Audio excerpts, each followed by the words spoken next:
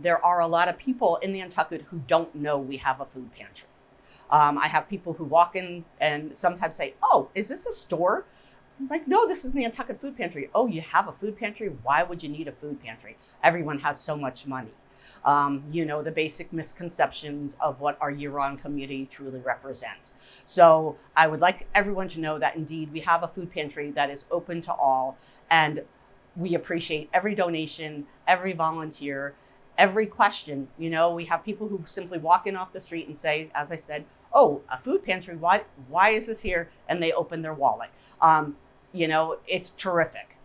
And it's a crazy little location, and it's a crazy little building, but I think it really represents Nantucket, all the good things in Nantucket. It doesn't have to be, we don't need to be in a mansion. We don't need to look fancy.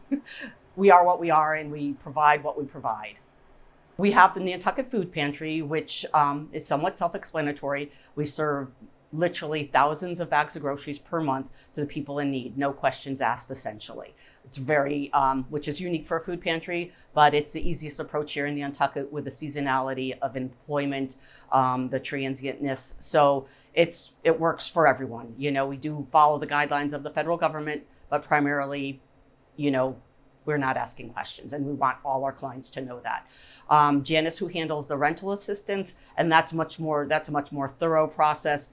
They assist 60 to 70 families per month, I believe, and it's it involves greater sums of money. So it's thorough vetting there. So it's tedious. It's a lot of work. Janice really gets to know the families, which is very, very important because it's a critical decision to decide who is getting assistance and who isn't. So you have to be very careful. And again, Tom kind of, goes in between all the organizations, learning the basis is, I think in the future, he's going to be running Nantucket Food, Fuel, and Rental. So I think at this point, he is in the learning process. Fuel assistance and medical assistance are just two smaller players, but obviously if you're in need of those, they're not minor players.